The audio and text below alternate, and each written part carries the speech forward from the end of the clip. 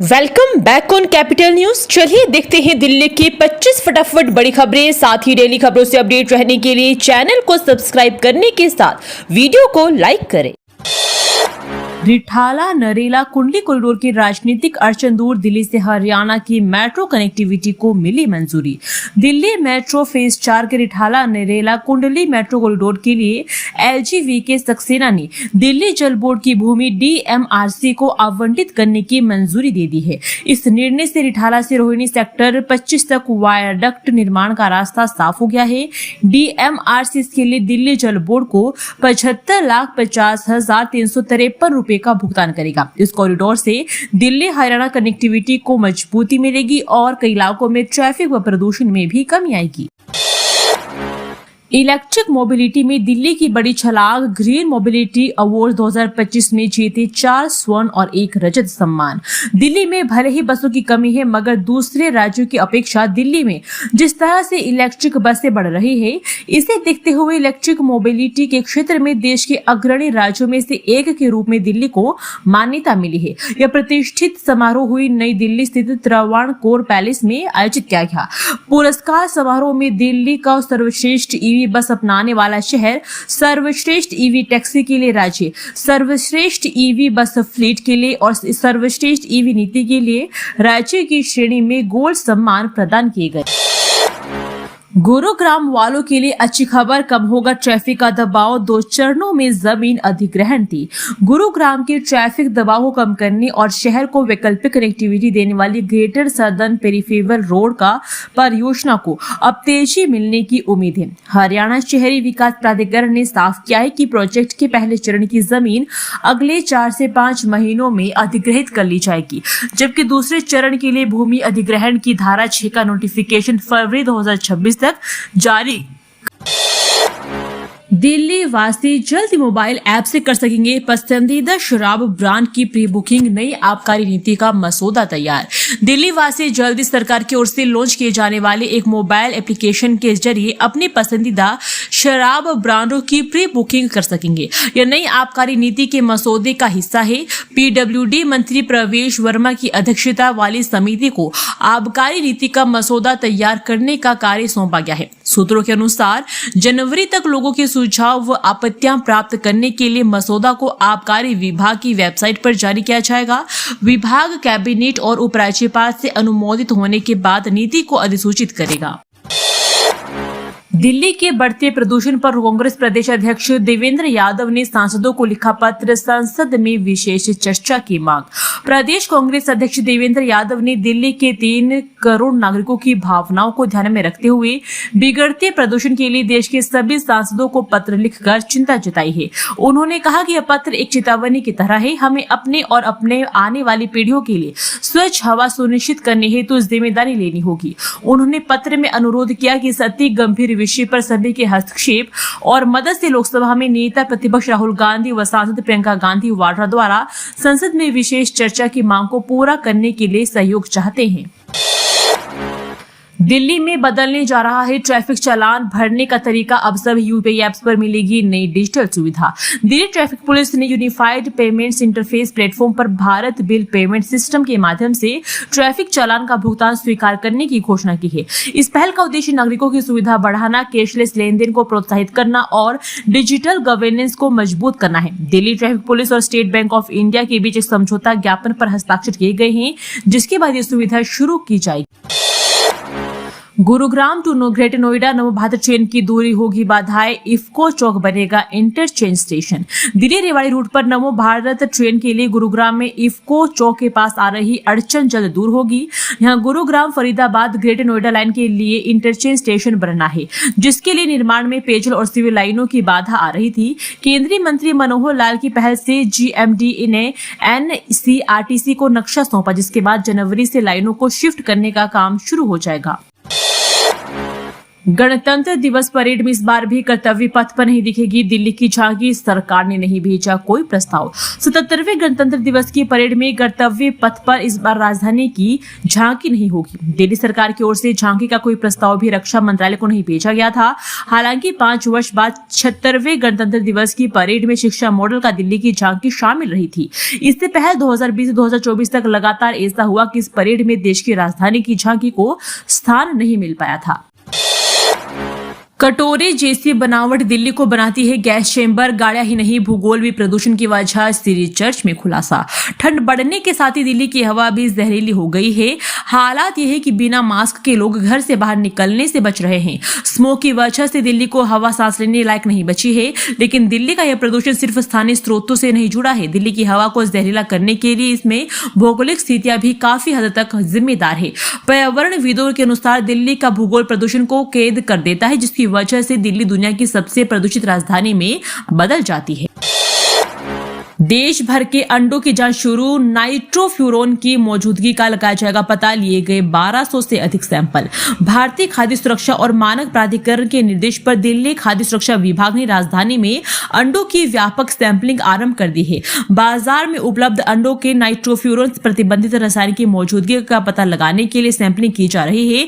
दिल्ली में प्रतिदिन औसतन लगभग 20 लाख व वार्षिक 7.3 करोड़ अंडे की मांग है। चूंकि यहां अंडों का उत्पादन सीमित है, इसलिए अधिकांश हरियाणा, पंजाब, उत्तर प्रदेश और राजस्थान से सप्लाई किए जाते हैं। दिल्ली के 30 लाख वाहन मालिकों की बड़ी टेंशन। बगैर पीयूसी सर्टिफिकेट के 1 साल से दौड़ा रहे, अब आया नया आदेश। दिल्ली में प्रदूषण बढ़ने के बाद भी बगैर पीयूसी प्रमाण पत्र वाले वाहनों पर सख्ती नहीं की जा रही है। इस मामले में हो रही हिला हवाले के चलते ही अब ऐसी नौबत आ गई है कि बगैर पीयूसी वाले वाहनों को ईंधन के लिए प्रतिबंध लगाना पड़ा है। विशेषज्ञों की माने तो सरकार अगर इसमें सख्ती बढ़ाती है तो शायद यह नौबत कभी नहीं आती। जबकि दिल्ली में वाहनों से प्रदूषण होने वाला बाली बात सार्वजनिक तौर पर मानी जा रही है। हवा चले तो उड़ा कोहरा। दिल्ली में घटा प्रदूषण, बहुत खराब श्रेणी में पहुंचा AQI। अगले 2 दिन तक रहेगी राहत। लगातार 3 दिन गंभीर श्रेणी में रहने के बाद मंगलवार को दिल्ली AQI बहुत खराब श्रेणी में पहुंच गया। हवा की गति बढ़ने और सुबह के समय कोहरे व स्मॉग में कमी होने के कारण प्रदूषण के स्तर में भी थोड़ा सुधार दर्ज किया गया। मंगलवार को दिल्ली के लगभग सभी निगरानी केंद्रों पर प्रदूषण का स्तर बहुत खराब श्रेणी में दर्ज किया गया। संविधान के अनुच्छेद 21 के तहत बिजली एक मौलिक अधिकार। दिल्ली हाईकोर्ट का फैसला। बिजली आपूर्ति काटने के विरुद्ध दायर एक याचिका पर दिल्ली हाईकोर्ट ने महत्वपूर्ण निर्णय पारित करते हुए कहा कि बिजली आपूर्ति संविधान के अनुच्छेद 21 के तहत एक मौलिक अधिकार है। अदालत ने कहा कि किसी संपत्ति पर कानूनी कब्जा रखने वाले व्यक्ति को सिर्फ मकान मालिक किराएदार विवाद के कारण इससे वंचित नहीं किया जा सकता है। अदालत ने कहा कि बिजली एक बुनियादी जरूरत है जो जब तक याचिकाकर्ता संबंधित संपत्ति पर कब्जे में है तब तक उसे बिजली की सुविधा से वंचित नहीं किया जा सकता।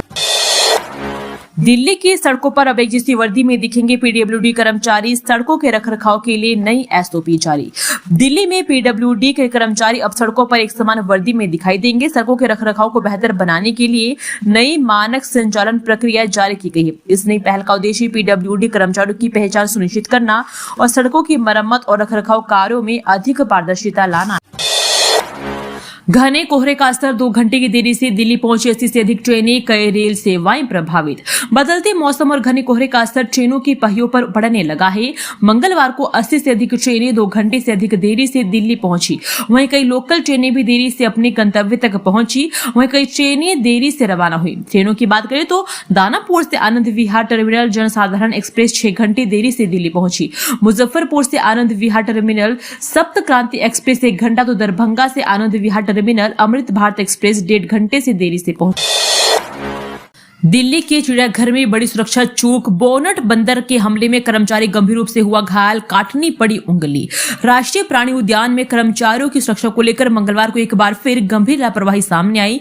ड्यूटी के दौरान बोनट बंदर के हमले से एक दैनिक वेतनभोगी कर्मचारी गंभीर रूप से घायल हो गया।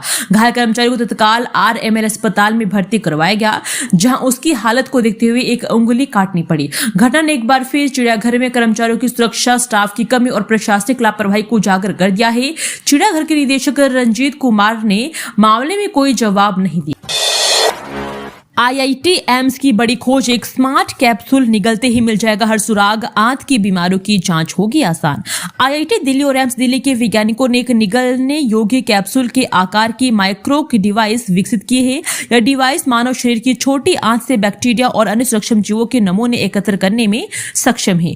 वैज्ञानिकों का मानना है कि मानव माइक्रोबायोम को समझने और आंतों से जुड़ी बीमारियों के आरंभिक निदान में मददगार होगी। यह डिवाइस पेट के अम्लीय वातावरण में सुरक्षित रहती है और मल त्याग के दौरान सामान्य प्रक्रिया से बाहर आ जाती है।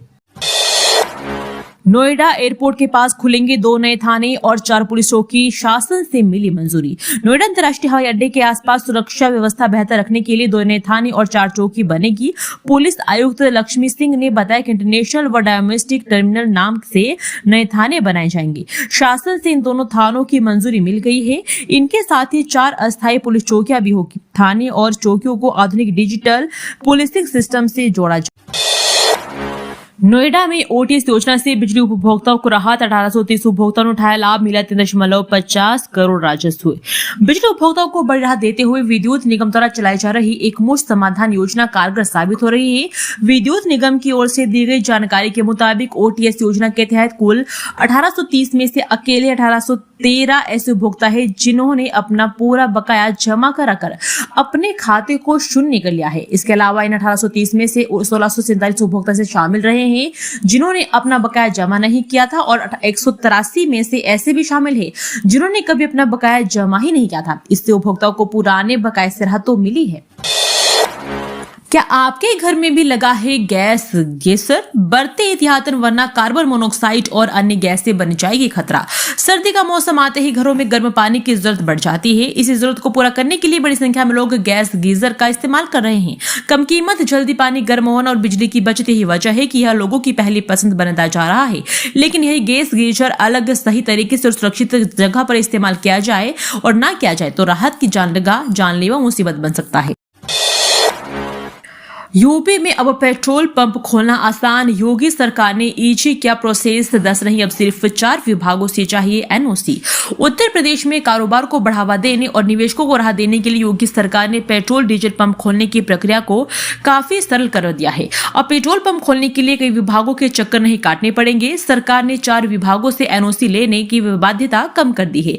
इस संबंध में खाद्य एवं रसद विभाग की ओर से आधिकारिक आदेश भी जारी कर दिया गया है। पीएम केयर्स फॉर चिल्ड्रन के बच्चों से सीएम रेखा गुप्ता का संवाद, शिक्षा, स्वास्थ्य व भावनात्मक जरूरतों के लिए जानकारी। मुख्यमंत्री रेखा गुप्ता ने मंगलवार को पीएम केयर्स फॉर चिल्ड्रन योजना के अंतर्गत पंजीकृत बच्चों के साथ संवाद किया। दिल्ली सचिवालय में आयोजित यह संवाद कार्यक्रम उन बच्चों के लिए सहयोगात्मक, संरक्षणात्मक और संवेदनशील देखभाल सुनिश्चित करने के उद्देश्य से आयोजित किया जाता था, जिन्होंने कोविड-19 महामारी के दौरान अपने माता पिता, कानूनी अभिभावक अथवा दत्तक माता पिता को खो दिया था। बेटी भतीजी को सरकारी नौकरी दिलाने के नाम पर सेवानिवृत्त मेजर से 23 लाख की ठगी, फर्जी नियुक्ति पत्र देकर बनाया शिकार।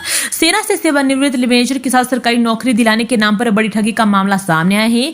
जालसाजों ने उनकी बेटी और भतीजे को आयकर विभाग और कोलकाता रेलवे में नौकरी लगवाने का झांसा देकर 23 लाख रुपए की ठगी कर ली। आरोप है कि ठगों ने फर्जी नियुक्ति पत्र, इंटरव्यू और मेडिकल से जुड़े जाली दस्तावेज भी दिए, जिन पर भारत सरकार की मुहर लगी हुई थी। बाद में जांच में करने पर सभी दस्तावेज फर्जी पाए गए। मामले में पीड़ित की शिकायत पर कनौड़ पुलिस थाना पुलिस ने केस दर्ज कर जांच शुरू कर दी है। हर राज्य और केंद्र शासित प्रदेश में बनेगी एनआई की अदालत, केंद्र सरकार ने सुप्रीम कोर्ट को दी जानकारी। केंद्र सरकार ने मंगलवार को सर्वोच्च न्यायालय को बताया कि त्वरित सुनवाई सुनिश्चित करने के लिए उसने प्रत्येक राज्य और केंद्र शासित प्रदेश में एक समर्पित एनआईए अदालत स्थापित करने का निर्णय लिया हुआ है। साथ ही उन स्थानों पर एक से अधिक अदालत स्थापित करने का निर्णय भी लिया गया है जहां आतंकवाद विरोधी कानून के तहत 10 से अधिक मामले लंबित हैं। दिल्ली सरकार ने प्रधान न्यायाधीश सूर्यकांत और न्यायमूर्ति जयामाल्या बागची की पीठ को यह भी बताया कि संगठित अपराध और आतंकी मामलों से निपटने के लिए राष्ट्रीय राजधानी में 16 विशेष अदालतें बनाई जा रही है। दिल्ली यूपी में ठंड का कहर जारी। कोहरे के कारण 131 उड़ानें रद्द। इन राज्यों में होगी बारिश। उत्तर भारत में इस समय कोहरा और शीतलहर का प्रकोप जारी है। खासकर दिल्ली और यूपी राजस्थान में 17 दिसंबर 2025 को मौसम मुख्य रूप से शुष्क और ठंडा रहा। कई जगहों पर घना कोहरा छाया हुआ है। भारतीय मौसम विभाग के अनुसार मध्य प्रदेश, राजस्थान और दक्षिणी उत्तर प्रदेश में ऑरेंज अलर्ट जारी था, जबकि दिल्ली, यूपी, पंजाब, हरियाणा में घने कोहरे की चेतावनी थी।